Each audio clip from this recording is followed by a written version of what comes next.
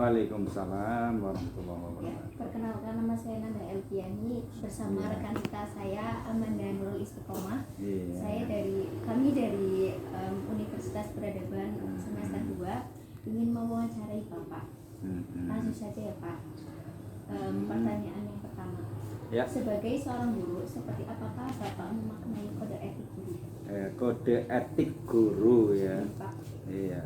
Sekarang kalau kita tinjau tentang apa itu guru kan terkaitnya dengan masalah pendidikan ya, dengan masalah pendidikan. Jadi kode etik guru ini tidak lain adalah warna dari pendidik yang profesional, yang profesional dengan tugas utamanya mendidik, membimbing, mengarahkan, menyelesaikan masalah seorang siswa ya. Jadi mengarahkan, melatih, menilai dan mengevaluasi ya, mengevaluasi tentang peserta didik. Tentu dengan tujuan dari kode etik yang ada ini dengan tujuan supaya anak itu mendapatkan sesuatu yang baik atau yang diinginkan, itu aja. Ya udah, itu kode etik guru. Jadi intinya kode etik guru itu pendidik profesional gitu ya, pendidik yang profesional yang ya jauh dari apa ya, kalau saya katakan ya jauh dari pembohongan publik kayak gitu. Walaupun maaf mungkin ada ya Mas ya yang kayak gitu, tapi intinya guru itu adalah pendidik yang profesional dengan tugas utamanya tadi yaitu membimbing, mengajar, mengarahkan, melatih, menilai bahkan dan mengevaluasi seorang pendidik. Oke, silakan yang nomor 2 berkira-kira. Dalam kode etik guru mengatur sikap dan perilaku seorang guru dalam menjalankan tugas profesionalnya. Menurut Bapak, sikap dan perilakunya bagaimana yang diatur dalam kode etik guru? Tentunya apa yang diatur dalam kode etik guru itu sikap dan perilaku tentunya jauh dari apa ya istilahnya, jauh dari tidak baik ya, semuanya mengarah ke yang baik begitu. Jadi apapun ya perilaku ya yang baik begitu. Jadi misalkan gini, guru harus melakukan kejujuran secara profesional, itu guru juga apa istilahnya bekerja secara jujur dan juga secara profesional begitu ya.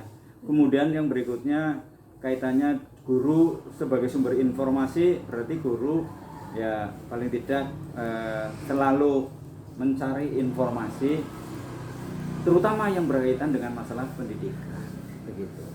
Kemudian secara bersama-sama juga guru nanti apa ya istilahnya memajukan lah, secara bersama-sama guru memajukan tentunya memajukan ya pendidikan lah begitu, atau dalam konotasi secara organisatoris ya memajukan PGRI begitu, mungkin Persatuan Guru Republik Indonesia. Jadi bukan hanya misalnya guru SMA atau ya tidak, sebenarnya itu bisa jadi guru mulai dari tingkat dasar sampai tingkat menengah, mungkin juga sampai tingkat perguruan tinggi kan begitu. Iya, saya kira itu jawaban yang kedua dari saya. Ya barangkali nanti maaf dikembangkan oleh Anda, kembangkan aja ya, dikembangkan aja enggak apa-apa. Oke, terus apa lagi? Poin yang ketiga, menurut Bapak apakah sekarang ini para guru di Indonesia sudah menunaikan tugas profesionalnya sesuai dengan kode etik guru, dan berikan alasannya?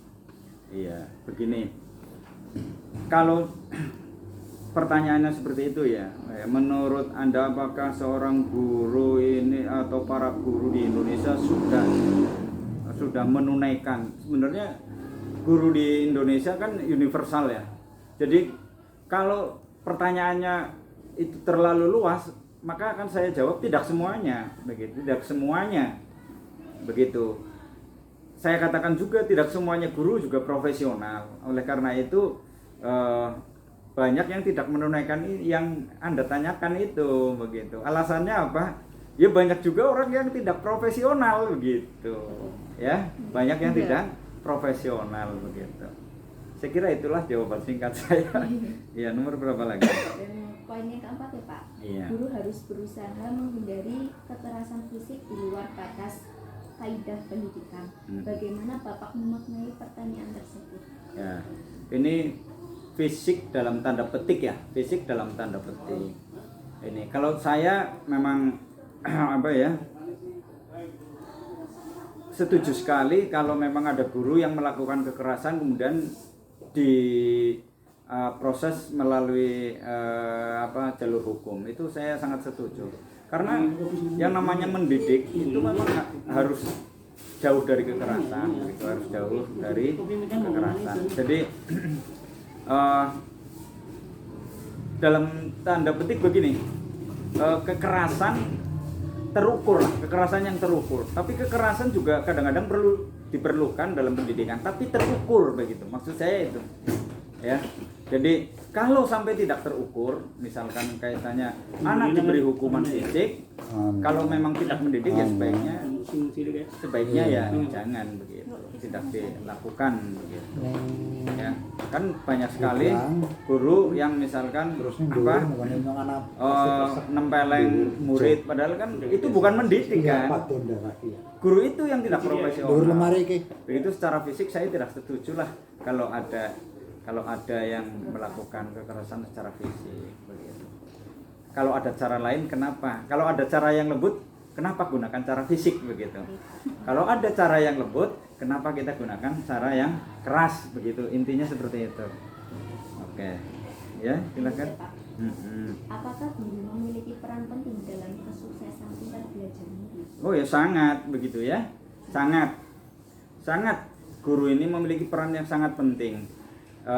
Karena apa? Guru ini bisa atau istilahnya mampu mempelajari kemampuan seorang siswa. Kemudian juga mampu mempelajari keinginan, kemauan atau barangkali ya cita-cita dari seorang siswa. Lah guru di sini punya tugas mengarahkan. Jadi kesimpulannya guru sangat mempengaruhi begitu. Ya, karena sebagai sumber konsultasi juga, di samping finishingnya itu pada bimbingan konseling begitu. Oke ya. Ya, silakan lagi apa? Selanjutnya poin yang keenam adalah seberapa pentingkah hubungan profesionalisme guru dalam belajar mengajar murid dengan tingkat belajar murid. Iya, seberapa pentingkah hubungan profesional guru dalam belajar mengajar murid dengan tingkat belajar murid. Ya, seberapa pentingkah ini ya menurut saya sangat penting. Kenapa? Saya bilang sangat penting karena guru itu memiliki acuan, memiliki alur pembelajaran, alur belajar mengajar yang telah ditetapkan oleh pemerintah. Begitu. Sehingga profesional guru itu penting sekali. Jadi tidak sembarangan misalkan si A sudah punya silabus bahwa si anak ini akan diajar materi ini. Ya, sebaiknya kan guru secara profesional sudah tahu kan begitu, sudah tahu saya harus mengajar ini, itu dan sebagainya. Ya kan? Jadi tidak sembarangan. Oleh karena itu saya katakan itu sangat penting begitu. Ya, nomor 6 ini seberapa penting kan? Oh, ini sangat penting. Oke ya. Iya, ya. Nomor 6 ya. Bagaimana cara mengajar guru yang profesional menurut Bapak? Bagaimana cara guru mengajar yang profesional ya? Sebenarnya menurut saya secara profesional itu secara apa ya, kita kembali lagi kepada masalah pribadi guru ya. Ini jadi yang profesional itu yang seperti apa? Mestinya guru harus mengetahui lebih dulu ya tentang rencana pembelajaran begitu, tahu silabusnya, tahu tujuannya. Kalau sudah tahu itu semuanya, pasti itu akan profesional begitu ya. Jadi guru nanti besok saya mau ngajar apa, materi apa yang akan saya sampaikan itu harus runut. Nah, kalau misalkan guru tidak menggunakan acuan yang sudah ada secara profesional ya, maka saya katakan guru ini kurang profesional lah begitu ya. Ini kurang benar. Ini ya, bagaimana cara mengajar guru yang profesional itu tadilah harus sesuai dengan acuan yang sudah ada, atau paling tidak tahu RPP lah begitu, tahu RPP dan tujuan itu. Oke? Ya. Selanjutnya poin ke-8 ya Pak. Anak ya. Ciri guru yang profesional. Yang pasti kan anak. Iya. Ciri guru profesional yang menurut saya, satu, guru itu memberi motivasi dulu pada anak, satu. Yang kedua, paham keinginan anak begitu. Kemudian yang ketiga, ciri yang ketiga, menguasai materi lah begitu. Yang justru yang paling inti itu menguasai materi begitu.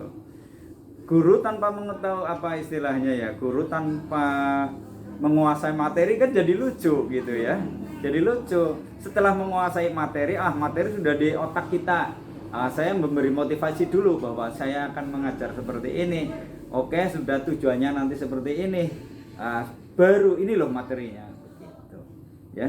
Jadi yang profesional itu yang ya itu tadi menguasai gitu. Oke ya. Ya. Silakan. Selanjutnya poin ke-9 ada sejauh manakah seorang guru menjalin kerjasama dengan orang tua atau wali dalam menjalankan profesinya. Iya, jadi sebenarnya hubungan sejauh yang dilakukan di sekolah kita ya, di sekolah kita. Saya bicara sekolah kita karena memang saya yang ngajarnya yang di sini begitu. Jadi sejauh mana profesional seorang guru kepada wali muridnya, satu paling seorang guru memberi informasi kepada kepada wali murid ya, kepada wali murid atau kepada barangkali dengan orang tua wali lah, dengan orang tua wali itu memberi informasi tentang apa? Tentunya yang pertama informasi tentang keberhasilan anak didik, kemudian mungkin juga tentang kenakalan atau juga mungkin informasi tentang situasi anak di sekolah. Yang paling penting itu situasi anak di sekolah, karena orang tua kan ngertinya dia sekolah ke SMA Islam begitu kan, ternyata tidak datang ke SMA Islam atau datang telat ke SMA Islam. Orang tua taunya anaknya di rumah itu alim, ternyata di SMA atau di sekolah nakal. Jadi informasi tentang anak di sekolah itu harus diinformasikan kepada wali murid begitu. Jadi ya sejauh itulah ya, bukan sejauh mata memandang ya, tapi sejauh itu. Jadi seorang guru yang profesional harus menginformasikan, intinya itu harus menginformasikan keadaan anak di sekolah. Keadaan anak di sekolah. Dan keadaan anak di sekolah itu apa saja Pak? Datang apa tidak, absensi ya, berarti satu absensi, kemudian yang kedua prestasi, kemudian kejiwaan di sekolah dan sebagainya. Itu ya, jadi memberi informasi tentang keadaan anak di sekolah. Informasi apa? Mungkin kehadiran lewat alfa, ini loh anak ibu, begitu kan? Oh ternyata nakalnya bukan main, ibunya protes, gitu.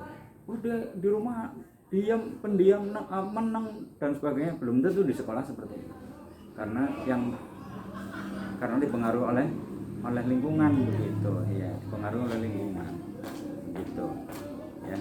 Ini jadi iya, silakan. Menurut pendapat Bapak, bagaimanakah maksud pernyataan bahwa guru bekerja sama secara arif dengan masyarakat untuk meningkatkan prestasi dan martabat profesinya ya, martabat profesinya ya. Ya kita kembali lagi kepada etik guru ya, yang dimana guru harus profesional. Artinya guru harus mampu memberi contoh, guru harus mampu, saya ulangi lagi, memberi contoh ya, bukan hanya kepada murid tapi juga pada warga masyarakat. Ada seorang guru yang ternyata setelah mengajar main di rumah, main kartu sama teman-teman sampai larut malam. Itu sebenarnya eh, tidak ada profesionalisme guru itu dipertanyakan begitu. Jadi sejauh mana seorang guru pada masyarakatnya itu tadi harus benar-benar menjaga profesionalisme seorang guru begitu. Artinya apa? Guru bisa menjadi teladan bagi masyarakat. Oleh karena itu maaf, di masyarakat sering terjadi guru dijadikan ketua RT, ketua RW dan sebagainya, sebenarnya diawali dari profesionalisme itu. Nah dari situ mungkin guru bisa menggali informasi-informasi dari masyarakat, sehingga guru tahu oh kondisi masyarakat di sini warnanya ini, di sini warnanya seperti ini. Nah akhirnya kan guru bisa membimbing dan mengarahkan siswa kan intinya seperti itu ya. Jadi kalau ini pertanyaan yang terakhir, menurut Anda bagaimana maksud pertanyaan bahwa guru bekerja secara arif? Itu tadi ya, guru harus mampu memberi teladan yang baik lah kepada warga masyarakat, intinya itu. Oke ya. Terima kasih Pak sudah